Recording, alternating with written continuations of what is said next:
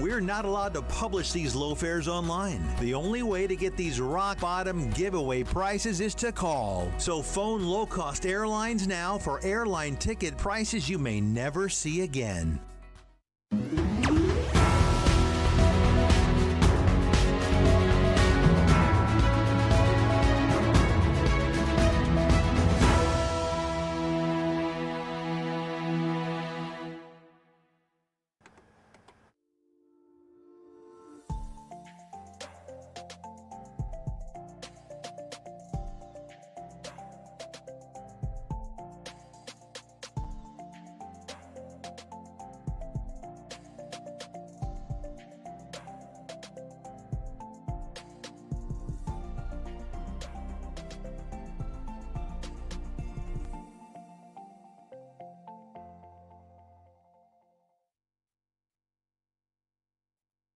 Well, hello there, everybody. Welcome back to Legal Talk. I'm the host of your show, John Mitchell. I was out last week, in Big D, Dallas, Texas, at a big tax convention. And so that was very exciting times. And I am so happy, pleased to be back with everybody on the show today. And we've got, a treat for you, as always, couple of treats, actually, so there you go. It's very interesting. I was reminded the other day because we all have difficulties in life. We all have things that we go through, and sometimes, the secret to life is perseverance, right? And I thought about, back in the day, a long time ago, many moons ago, when Alexander Graham Bell was trying to invent electricity, so to speak, right? And he was had to fly that kite with the key on it, and the lightning struck and all of that. I mean, lightning did not strike the very first time. He had to persevere. He had to fly that kite many times before he finally discovered electricity. And so that was a very big lesson to all of us. There's many examples of that. Wright brothers, Colonel Sanders, man, he tried, in the electric light bulb. Anyway, there's many examples of that. And I'm, dealing with some stuff right now, that you just got to uh, you got to have some perseverance and stick to itiveness, and you'll get through to the other side. And so that is kind of like the overarching life lesson for today, right? This is what I've been thinking about today, and of course thinking about also some good legal topics and some good tax topics in particular. And these two questions came into my inbox actually very recently over the past week or so, week maybe 10 days, And as I always promise, now put a sticky note on this and think about it. All right, if in fact you folks out there are watching the show and you want to ask a question, tax question, legal question, whatever it may be, feel free to go ahead and shoot me an email to my email, jmitchell at cctaxlaw.com. And I will try to make sure that I either answer your email, give you a quick phone call, or perhaps maybe if it's a question that can be answered here in the big show, we can answer it on the air, and that way everybody can get the benefit of that answer, right? So I love to do that that way, and I love to get questions from people. So one of the questions I just got, like I said, within the last week or 10 days or so, is about money that is received from an inheritance. And so that's basically, now we're using the word inheritance not in its technical sense, right? Because an inheritance is really, is more specifically referred to somebody died without a will, okay? So Grandma Millie passes away, never took the time, never made the effort to write a will, and now she's passed away, and so now the law, the judge has to decide who gets what out of Grandma Millie's remaining estate, right? So that's when you say the word inheritance, that's the real technical term is money that you would get through what they call intestate succession. Intestate succession meaning people have passed away, they didn't have a will, right? So what I'll do is I'll quote, and believe you me, this is short. I'm not going to take a long time with this. In fact, I have my little notes here so that I don't miss any words or get this wrong, right? So question being is money that somebody passes away, you get money. Is that money includable in your taxable income, right? Do you have to pay taxes on that? So I'm going to point you to Internal Revenue Code, Section 102, and it says just like this. It says gross income does not include, and when they say gross income, they mean for taxes. So gross income does not include the value of property acquired by gift, bequest, devise, or inheritance. And some people have asked me, John, you lawyers, you like to throw a lot of extra words in there. You guys charging by the word or what, right? And so let me just break that down real quickly in case you wonder. Okay, so property acquired by gift. Okay, that is, let's say my parents really like me a lot and they decide call me up, today, later on today, and they say, John, hint, in case you're watching the show, right?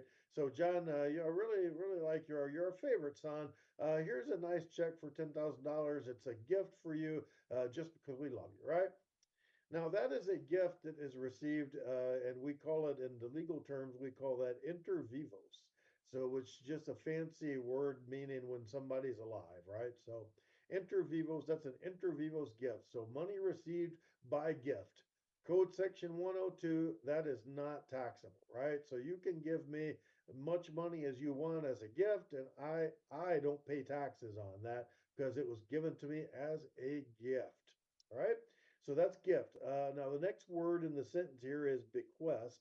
And so, bequest and devise, that is when there is a will, okay, and somebody passes away with a will.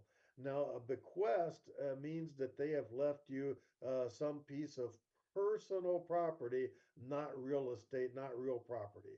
So let's say Grandma Millie passes away and she writes a will and she says, okay, you're my favorite nephew, you get the family heirloom diamond ring, right? Well, diamond ring is not real property, it's not real estate. So that the correct term for that, the correct way to say that is it's a bequest or I bequeath to you, right? So that's a bequest, and then there is devise. And devise means that you got property through a will, and that is specifically referring to real estate. So that's real property right there. Okay, so that's the difference between bequeath, bequest, and devise. And then finally, you got inheritance, and we already talked about that. That is when you know somebody passed away that you because they passed away, you get something, and the inheritance passed to you through operation of law, not through a will, right? So that's the technical term. I hope everybody has not fallen asleep by yet, but that's the way those words come together, right? That's why we lawyers use so many words because each word kind of means a little bit different thing, right? So now that we got all that out of the way, somebody passes away and they leave you a big box of cash, right? And believe you me, that has happened, right? So somebody passes away, you get a big stack of cash. That is not going to be required to be included in your taxable income, so you do not have to pay taxes on that. Now, here's where a wrinkle comes about, right? Because let's say instead of a big stack of cash, they leave you a bank account. You got a CD or something, right? So somebody leaves you a bank account. That bank account is drawing interest, right? Hopefully, we fingers crossed. We hope you're getting interest from that, right? So if you're getting interest from that, the amount of money that the person left you is not taxable. But from the day that they pass away and that money becomes yours, and it's in the bank and it's drawing interest, that interest is going to be taxable. You have to include that in your income. You got to pay taxes on that, right? Okay, so let's say instead of a bank account, let's say they left you some stocks, right? So stocks sometimes pay dividends. And so those dividends are going to be taxable income to you. A lot of times you'll say it'll be like an 8% annual dividend paid quarterly. So $100,000 worth of stock might pay you $2,000 every quarter, right? just to show some numbers, right? Don't all you stockbrokers out there, try and shoot the messenger. It's just for example purposes, right? So let's say you got some stocks. The stock itself that you received is not taxable income, right? But any dividends post mortem, right? So Grandma Millie passes away, leaves you the big stock pile of stock instead of a pile of cash. Now that stock is getting dividends, and those dividends are now taxable income for you, right? Now, let's go along with another example. Let's say Grandma Millie did pass away and she left you a big stack of stocks, right? So what happens to those stocks? Let's say you decide, the market's up, I rather have the money, need cash, whatever. I got a lot of bills, sell that stock, right? So you get when somebody passes away, when somebody dies and leaves you something, let's say stock in this case, you get what's called a step up in basis. Now imagine like a stair steps, right? So whenever you like, let's say you bought stock and then you're going to sell it. You hold on to it 10 years and the stock's double or triple what it is the value when you bought it, right? So you bought that stock for $1,000 and now it's worth $5,000. Let's just say, right? So if that's the case, then you're not going to pay taxes on the whole 5,000 that you sold it for. You're going to get to deduct whatever you bought it for, right? So you sold stock for 5,000, you bought it for 1, that's a gain or a profit of 4, so you're going to pay taxes on those 4. Here's something fun, right? And wealthy people do this all the time. So that's why we love wealthy people, right? So what the wealthy will do is leave stock for their future generations, and that stock gets what's called a step up in basis. Again, remember, like I said, imagine like stair steps, right? So what you can do is you can let's say Grandma Millie purchased that stock, back on her 21st birthday, and and then she held on to it for all these years and passed away. Now that stock is yours. Well, she may be bought. You're going to sell that stock for $10,000. Maybe she bought it for $100, right? But you don't have to take $100 as the basis because when she passed away, the stock was worth 9,900. It's gone up an extra $100 in those intervening months. And now, guess what you get to do? You get to sell that stock for $10,000 and you get to take a basis deduction of 9,900 because that's what the stock was worth on her date of death, right? And now you're going to pay taxes on the little bitty $100 gain that you got holding on to that stock for a few months after Grandma Millie passed away. So that's a what is known as a step up in basis, and that works not only for stocks, that works for real estate, that works for really anything. So that is a very important thing to keep in mind. Just a couple extra things to keep in mind if somebody leaves you a retirement account, 401k, an IRA, those have special rules because you would take required minimum distributions. I'm not going to get into all of that because that's a big, thick book full of rules. But you got to take distributions. You got to take money out of the IRA or 401k, and that is likely to be taxable income because why? You're stepping into that person's shoes. So Grandma Millie saved up a bunch of money in her IRA, gave the IRA to you. Those monies that you withdraw from the IRA are likely, if it's a traditional IRA, it's going to be taxable. Reason why? Because she took that as a deduction back in the day when she made the deposit to the IRA. So now it's going to be taxable income. It would have been taxable to her when she drew it out, and so now you're drawing it out. So now it's taxable to you, right? And one final thing that I'll say about taxability of inheritances and inheritance, again, I'm using the term in general terms. Somebody passed away and you get some property, right? So that's what I'm talking about here. I'm not talking the technical term inheritance, but there might be estate tax due and there might be state taxes. Estate starting with an E and state starting with S. So I'm here in the great state of Texas, so we don't worry too much about state taxes, So other parts of the country, your mileage may vary, but that's why you get a competent tax person in your jurisdiction.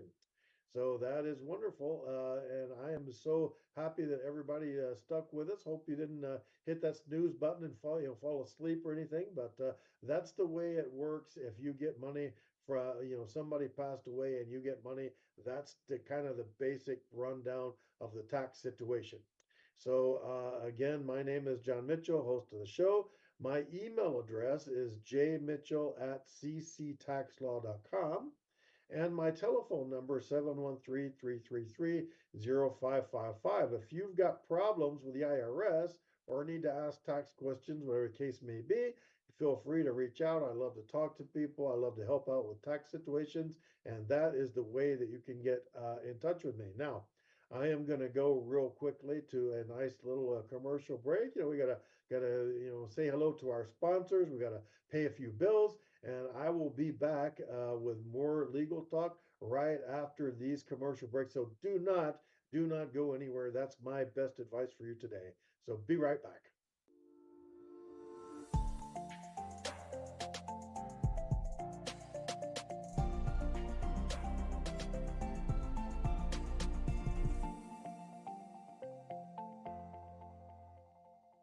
How would you like to go on a 5-star vacation for just $99? We're talking about the quality of a Westgate resort for $99. Not for one night, but for 3 fantastic nights at one of their luxurious destinations across the United States. And you'll even get a free $100 Visa gift card just for making a reservation. We've got some of the choicest destinations that you'll love in the United States that you can choose from for just $99 for a 3-night stay.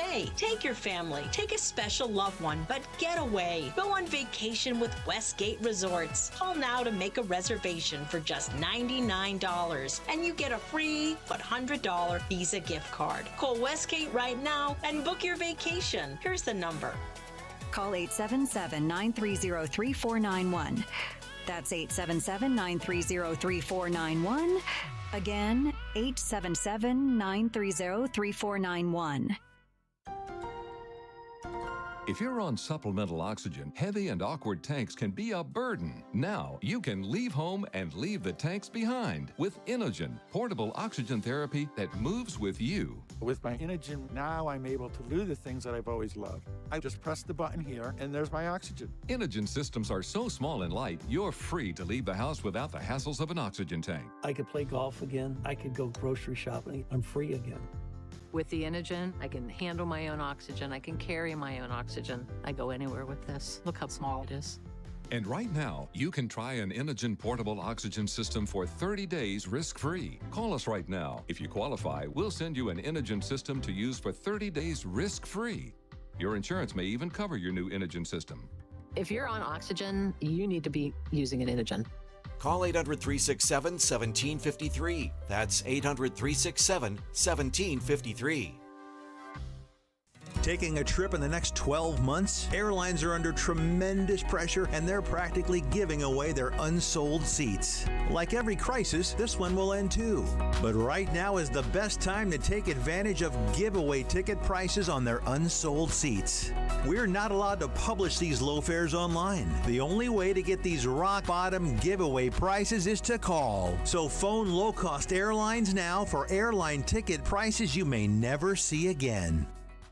Are you nearly maxed out on your credit cards? It doesn't matter if you're using your credit cards for fun or to survive. At the end of the month, your statements come in, and you can either pay them or you can't. If you can't, late fees and interest rates get tacked on. And now you're struggling just to make the minimum payment due. Do you feel trapped? Am I talking to you? Good, because I personally researched some companies that can help you. They may be able to reduce your credit card balances by 50% and stop the late fees. If you qualify, please call our special debt hotline number right now for a complimentary free 5-minute consultation. Deal with your credit card problem now before it gets much worse and put more money back in your pocket. Trust me, I've been there too. Call right now.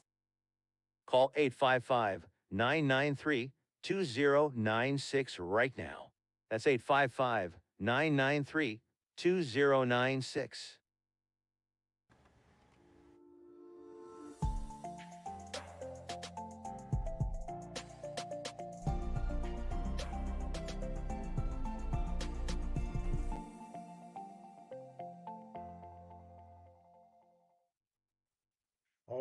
everybody. Well, welcome back to Legal Talk. Man, oh man, I'm sure I'm excited, happy today to have everybody out there in the audience with us. I'm so happy that you stuck around through that wonderful commercial break. I hope, really hope that you were able to get the warm or cold beverage of your choice and you're able to, get comfortable and settle in because I got another thing to talk about for you today. Now, this is another question, like I said before. If you got tax questions you want to, ask me, you can email me. My email, by the way, jmitchell@cctaxlaw.com.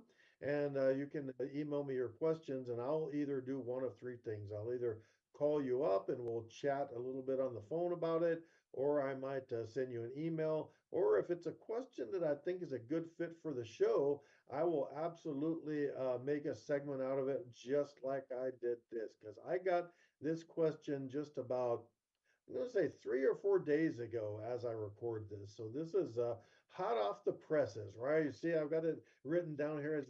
The paper's hot, right? It's hot off the press. So I got this right here, and I'm going to answer the question live on the show for that person that kindly sent me this question, right? So the question goes like this. I am a minister. So welcome, minister. Thanks for watching us. So I'm a minister. I get a salary and a housing allowance. Is the housing allowance considered income, and how is it reported? Right. So that's going to be an interesting. Now, I had not known this a long time ago, and I don't do a lot of minister tax returns. I don't do a lot of tax returns at all, actually, but I do know, the basics of it. And the basics of it is this. A lot of times, a minister, a pastor, a reverend, a priest, whatever you want to call it, right? Clergy. That's the nice, inclusive, terminology that we use for all of this, right? So if you're a member of the clergy and you've got a congregation, you got yourself a church, a little church, or maybe a big church, and they are paying you.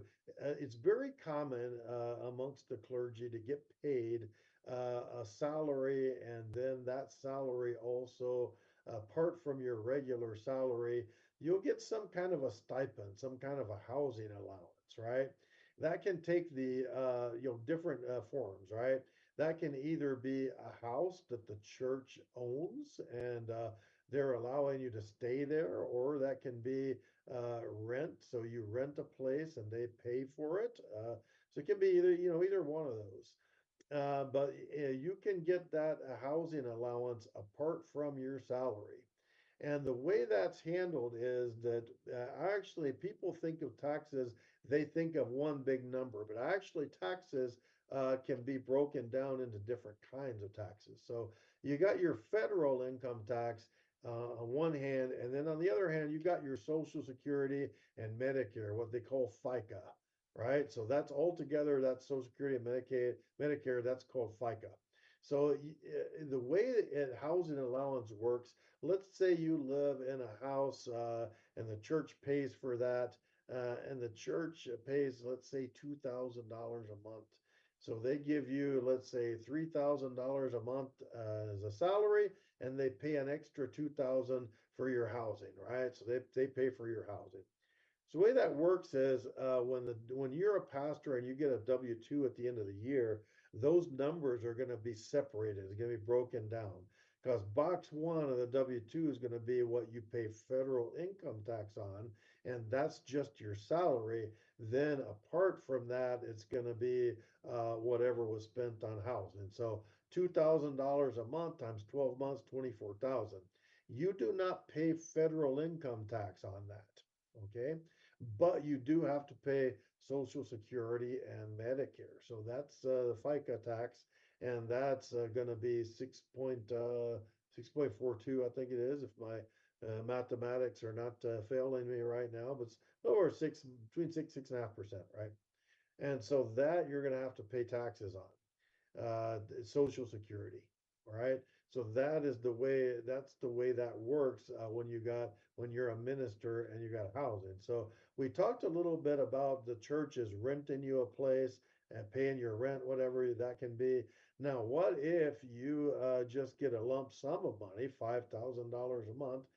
and you have to pay rent out of that. Well, you can go back and do that on your tax return. So you're going to have to break that out and call it housing allowance and make adjustments on the return. That can be, and also if the church owns a house that they just allow you to live in, you're supposed to claim the fair market value. So, what would the fair value of that rent be if you were renting a house, right? So, got to calculate that, and then you got to say, well, that's not subject to income tax, but it is subject to Social Security. So, your tax person, whoever that may be, is going to have to figure that out. But long story short, if you're in the clergy, then your housing allowance or money that you spent on housing, sometimes they call it a parsonage allowance, whatever it is, whatever you live to, whatever it costs you to keep that roof over your head, right? That is going to be not subject to federal income tax. Now, there's some caveats to that, and again, I kind of know these, but I got my notes here just so that we don't run afoul and miss anything. So the amount cannot be an amount that's more than is reasonable, right? So let's say you're in a kind of a upscale church, right? And you get compensated $100,000 a year, right? Let's say you cannot say that 90,000 of that is housing allowance and 10,000 is your salary because it's got to be reasonable. If you get audited by the IRS, they're going to, shall we say, call you out on that, right? That's not going to fly because it's got to be a reasonable amount. Usually, a reasonable amount is, 20%, 25, maybe as much as 30%. It depends. Facts and circumstances depend, right? But so the amount that you are claiming as a housing allowance and not paying federal taxes on it, you got to divide it up in a way that's reasonable. It's got to make sense. It's got to be fair, right? You can't say I've got this 2, 3 bedroom home in most parts of the country. You can't say I got this 3 bedroom home. I make $10,000 a month. Oh, by the way, 9,000 of that is housing expense. You can't do that, right? So that's one thing. So it can't be more than reasonable. And also, whatever you receive has got to be also spent within that year. So you can't have the church give you a W-2 and put X amount housing allowance, and you can't just build that up in the bank and hang on to it. You got to show if you're audited that whatever amount we're calling housing allowance, that's the amount that you actually spent. It's going to match up, right? My rent is 2,000 a month. The church gave me 2,000 a month. 2,000 minus 2,000, 0. And so you have spent all of your money every month. All of the housing allowance money was actually spent on housing. And it doesn't have to be rent, by the way. It could be, there's other things. It could be some, I forget, like HOA fees are probably in there. I know utilities can be in there. So you got a little bit of wiggle room, but whatever you are getting, it's got to be reasonable and it's got to be spent in that year that it was received. And the amount has to be designated in advance. And a lot of times I've seen churches and pastors get caught up on this. So there should be, let's say, in November or December of the year, a board meeting or whatever, whoever's the governing body of the church need to get together, maybe the whole congregation, they get together and they say, we're going to allow X amount housing expense for the pastor, right? And that should really be documented in board meetings or whatever.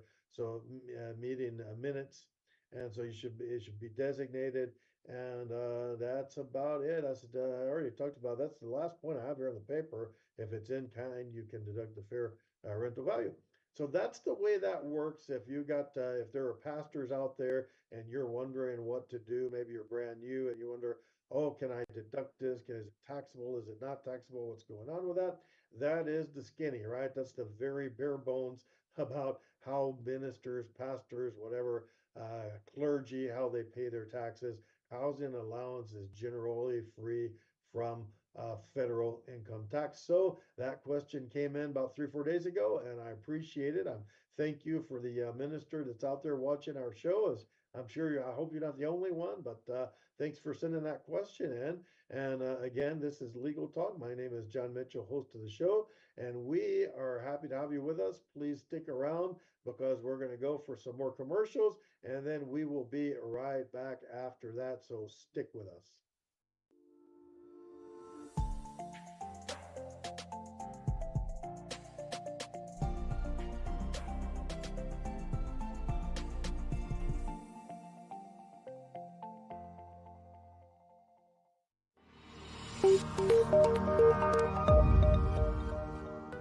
Are you a business owner feeling overwhelmed or burnt out with no energy left for what's most important to you? In order to effectively run your business and maximize your profits, you have got to be the best possible you that you can be. Now is the time to reclaim your energy, master your schedule, and maximize your profits so you can effectively run your business rather than it running you. It's time to become the CEO of your business and life. I'm Jen Godet, a business strategist and life coach. I work with overwhelmed business owners who feel stuck in a rut and depleted. I teach you how to stop doing the things that aren't making you money and start prioritizing the things that bring you energy, joy, and lasting impact. I'm a human performance specialist and an international best-selling author. I've helped countless people all over the world to learn the art of saying no, overcome their fear, and maximize their performance. Let's get you to live your best possible reality. Start today and become the CEO of your business and your life.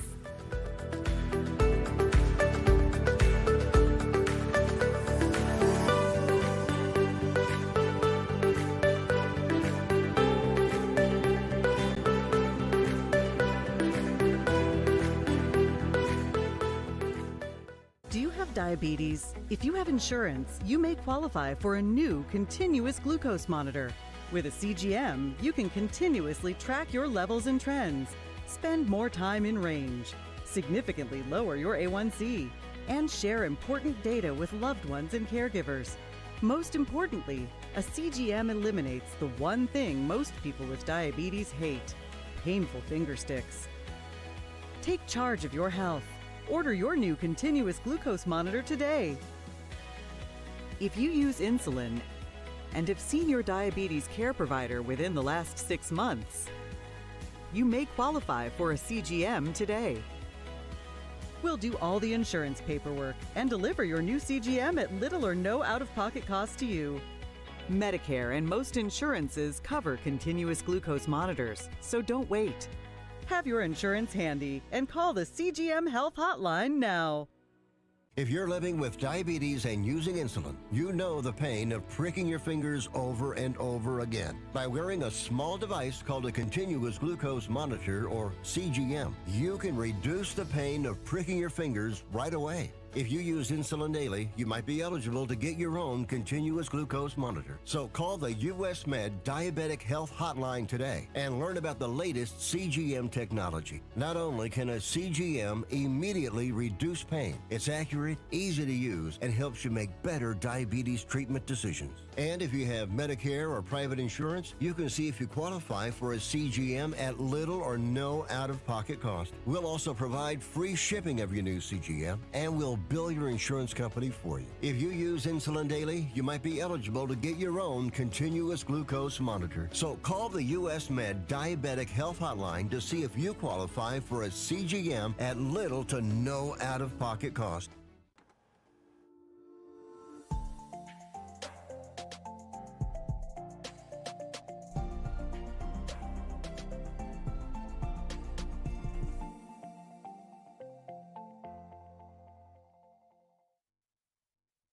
Well, hello there, everybody. Man, and welcome back from that big commercial break. I hope you were able to stretch your legs, get the cold or warm beverage of your choice, and you are settled in. Got yourself strapped in, seats in the upright position, and the tray tables are up and locked in, and we are good to go for another segment here on Legal Talk. So I got some good information for you. Now, this is an old classic, right? This is a thing that has been asked of me I mean, probably 100 times, right? And that's just in the past year. So this always comes up, right? Now, we all have heard commercials on the TV and on the radio, on cable, whatever. Hey, do you owe money to the IRS? How about paying pennies on the dollar? We can settle you for pennies on the dollar. You owe 100,000, you're going to pay 2,000. Now that actually, I'm here to tell you that does exist. Okay, and I myself have been able to get some really good good results. I mean, probably one of the bigger ones that I can remember in the past couple of years, we settled about $1.2 million worth of taxes for like I don't know, like $20,000 or something. So yeah, pennies on the dollar, that can work, right? That can be a thing. Uh, but here's the thing, right? When you talk about pennies on the dollar, you're usually talking about what the IRS calls an offer in compromise. All right. So an OIC, we call it in the business, right? So offer in compromise, and that is actually, I wrote this down. That is a section 7122, actually, of the Internal Revenue Code, 7122. That is the section of the law, because remember, IRS doesn't get to just do whatever they want. They don't just do what they feel like. IRS folks cannot just wake up today and say, "Oh, I think old Bob seems like a good guy. I think I'll write his taxes down a little bit because he's, struggling, whatever. I think I'll do that." And there's nothing behind it, right? So there's got to be whatever the IRS or really any government office, any government official, or any government agency wants to do, there's got to be what we call legal authority, right? So legal authority is some section of the law. Congress passed it, the president signed it, and now it's in law. And this federal agency can do X, Y, and Z thing because it's in the law, right? So offer and compromise is in the law and has been for, I don't even know how long, but a long time. It's not a brand new thing, despite what the radio commercials would like to tell you, right? So, so offer and compromise means that means that you are going to pay less than you actually owe. So let's say you get out your big calculator and you crunch some numbers and you do your taxes and you figure out, or your tax guy figures out, or the case may be, right? So you figure out, well, I owe the IRS, $100,000. All right. May you be so lucky, because if you owe 100,000, that means you made a lot more than 100,000. So good for you, right? So let's say you get your big calculator out and you figure out, well, I owe the IRS $100,000. Oh my God, guess what? My pet goat died. I had unexpected funeral expenses, whatever happened. Oh my God, I don't have money. I can't pay the $100,000, right? And or as the case may be, as we'll see, right? For XYZ reason, whatever it may be, I want to settle with the IRS. Now, people sometimes think, and this is not the case, right? They think they're down at Uncle Sammy's used car lot, and they look at a real cream puff of a car. Watch how they spit in their hand and say, "Okay, a deal for you. I'll give you X amount," right? But that's not the way that works. IRS can make a deal with you. And so we already talked about the section of the law that allows IRS to compromise or to make a settlement with you, right? There's basically three kinds of settlements, okay? There is doubt as to liability. And basically, I'm not going to get real technical. Doubt as to liability means, yeah, IRS, you say I owe that amount of money. I'm not so sure. I don't think that's correct. I think, and actually, your numbers are accurate. Then yeah, they'll go ahead and make that deal and say, okay, 100,000, our bad. We'll take 20, and there you go, right? That's one way you can go about it. The other way to go about it is what is called doubt as to collectability. Now, whereas doubt as to liability means, hey, I'm claiming I don't really owe that money that you say I owed, and therefore I offer you less. Doubt as to collectability is, yeah, I owe the money, or most likely I owe the money. But guess what? I'm broke. I can't afford to pay you, right? So it's in lieu of some kind of a maybe the other way you might have gone without is bankruptcy, right? So to think of this as like a miniature bankruptcy, but only with the IRS, right?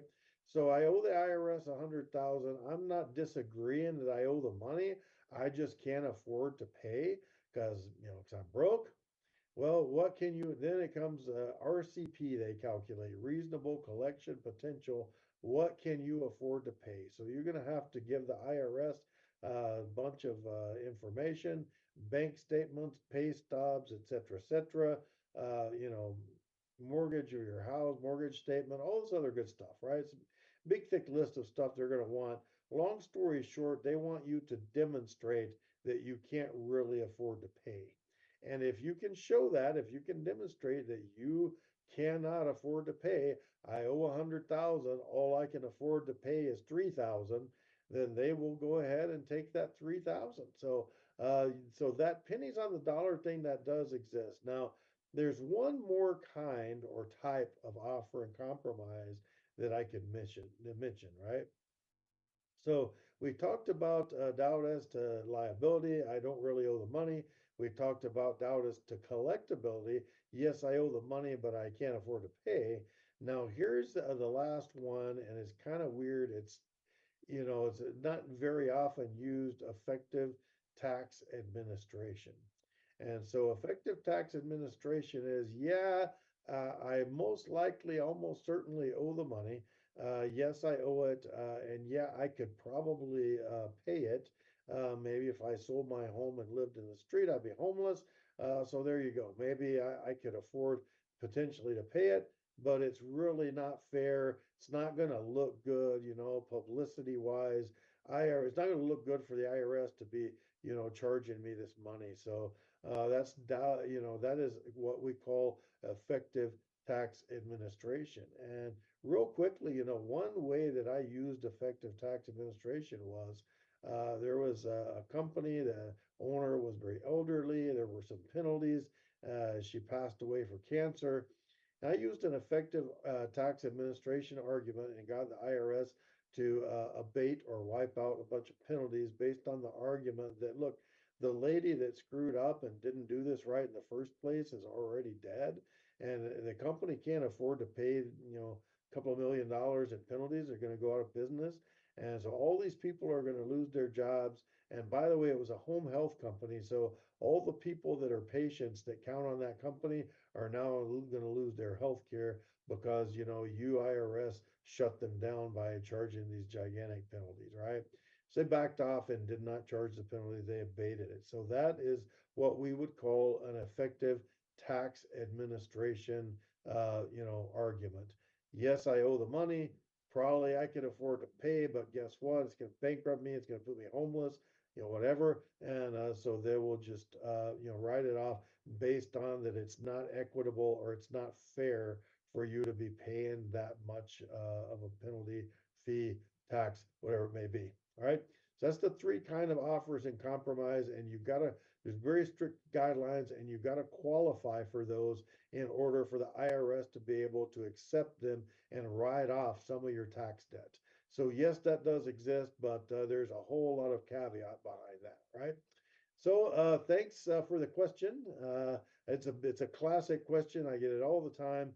And thank you everybody out in the audience for being with us. We are going to go to one more quick commercial break, and then we will be back with more legal talk. So please stay with us. Don't go anywhere. We got more good stuff to come.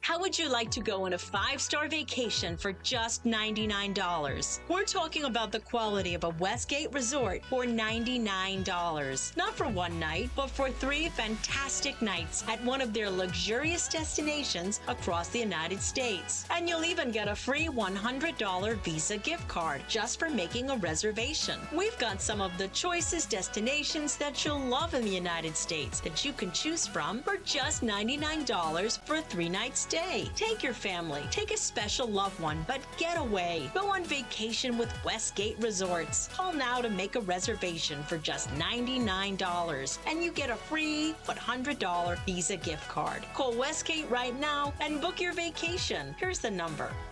Call 877-930-3491. That's 877-930-3491.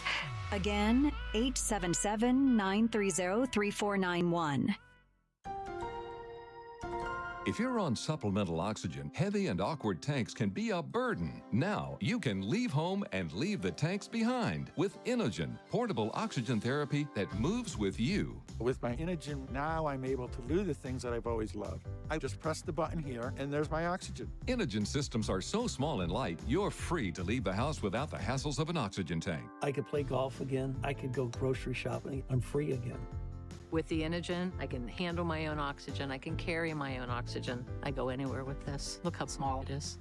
And right now, you can try an Inogen portable oxygen system for 30 days risk-free. Call us right now. If you qualify, we'll send you an Inogen system to use for 30 days risk-free. Your insurance may even cover your new Inogen system. If you're on oxygen, you need to be using an Inogen. Call 800-367-1753. That's 800-367-1753. Attention timeshare owners. This is an urgent consumer alert from the Timeshare Exit Hotline, a national company specializing in helping consumers legally get out of their expensive timeshare contracts. We're offering you a way to legally get rid of your timeshare. So if you're fed up with the maintenance fees that keep on coming and want to learn if you can terminate your timeshare legally and permanently, call today. Call the number on your screen today. It's a free call.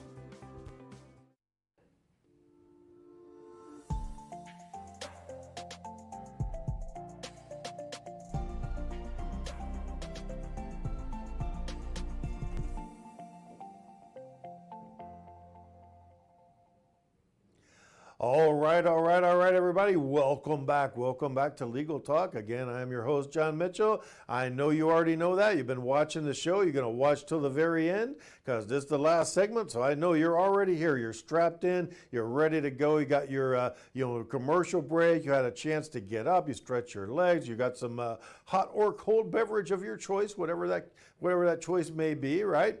Could be adult beverages or regular beverages. Hey, we don't judge around here, just as long as you keep your eyeballs right there on the screen, keep watching the big show for us, right? And I have got more good content for you, so hope you're comfortable and are ready for some more good information. Now, as we have been promising, and I've been saying this for a few weeks now, and mea culpa, I didn't get to it yet until now, but finally we're here, and there is no turning back, man. There's no retreat, no surrender, and we are now expanding the Legal Talk show. I'm a tax attorney, specialize in taxes. I know things about taxes that you just don't even want to know, right? But I didn't go to only tax law school. I went to regular law school, so we can talk about some other legal issues as well. And so one of the things that I have been talking about lately is that 'tis the season. So and by 'tis the season, I mean the season when the Supreme Court comes out with new rulings, right? They've decided some important cases. This is a blockbuster, and if you're not, if you're not in on this, I mean, I know everybody doesn't live in my world, but this is going to be huge, right? So for about 40 years now, the rule of law has said basically there's a thing called Chevron deference, right? So Chevron deference means that basically what it is, if there's a federal law, okay, and that law has any ambiguity in it, ambiguity meaning you're not sure which way the thing's going to go, right? What does this really mean, right? It's ambiguous. So if the law has any ambiguity in it, then if there is a conflict that arises out of that, a legal conflict, then the way that courts are going to go about deciding that conflict is, first of all, if there's a federal agency on the other side of the conflict, the court would give deference, and they call it Chevron deference. I'll tell you why. But they gave deference to whatever the federal agency said was their reasonable interpretation of the law, right? So in order for the courts to come along and say that a federal agency is wrong about how they're applying the law, it had to be, there was a bright line test. It has to exceed reasonableness. It has to be unreasonable on its face, right? Nobody could really, no reasonable person could decide that it was like that. This has been the case for 40 years now. So for 40 years, back since the 1980s, it's been the case. Chevron deference has been the way it is, right? So it's a principle of law that the court will defer to the government agency. I'll tell you how this got started. This got started because back in the 80s, there was this court case, Chevron versus National Resource Defense Council. Right? Don't worry, I'm not going to get into technical stuff, but basically there was an EPA regulation, and the EPA, the argument at the time was whether, let's say you got a refinery, right? Is that refinery one big source of pollution, or is each smokestack in that refinery its own separate, source of pollution, right? That was kind of the really, really basic argument, right? So EPA had made a ruling and said, yeah, the plant is one big source of pollution. And so basically, if the owner of the refinery wants to make changes, they don't have to go through a bunch of complicated re-permitting. Think about what was going on. 1980s, that's Ronald Reagan. That was the era of deregulation. Remember Reagan said this, government's not the solution to your problem, government is the problem, right? So the winds of the time were blowing in a direction that we want things to be less regulated by the government. And so the EPA, along those lines came out with this rule. Okay, so you got yourself a refinery, let's say, or a chemical plant, whatever. So each smokestack is not its own source of pollution. The entire plant's a source of pollution. So you can make changes where maybe one smokestack emits more pollution, but the other one is less, and they can go ahead and say, okay, we're going to even that out and call it all even, and it's good. You don't need to go through a bunch of extra processes to get air quality permits and stuff. And so that's the way that, that would work, right? And so now, after 40 years, the court has determined that Chevron deference is not in order anymore. So there's a couple of cases that the court was looking at, right?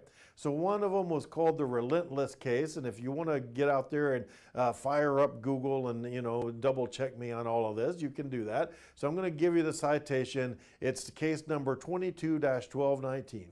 So go to Google, type in Supreme Court 22-1219, boom, it's going to take you there. And be sure that you have a big, giant cup of coffee, because it's going to be, your insomnia might take over. And the other case that they decided was called Loper Bright Enterprises, and that was case number 22-451. And basically what the courts have now, what the Supreme Court has now ruled is that agencies, so government agencies, don't have a special competency in reviewing statutory language, and the courts do. So now we're not focusing on the technical things, we're focusing on the law and what the statutory language should be. And the Supreme Court has said, well, that's the purview of the federal courts, and so that's the way we're going to now do it. So Chevron deference, boom, out the window, right? And so what they've said was, Roberts, Chief Justice, said that courts must now use independent judgment to determine the meaning of ambiguous federal statutes. So that's going to be, that opens up way, like a big can of worms, right? Just in my practice, I deal with federal taxes. There are Treasury regulations, and believe you me, the Congress will write a law, right? Congress is, let's say it like this, they're the big idea people, right? So a congressman will get with his other congressman friends and say something like, well, hey, you know what would be cool? Let's not have bad stuff in our drinking water. You like to have clean water to drink? I like clean water. You want to drink dirty water? No dirty water. Let's drink clean water. Okay, so big idea, let's not have bad stuff in the water, right? These congressmen, they're not scientists. They're not environmental scientists. They don't know necessarily, what percentage of contaminants might be good or bad or whatever, right? Good, bad, or otherwise. And so what they do is Congress will write the law in such a way that the statutory language will say the secretary shall,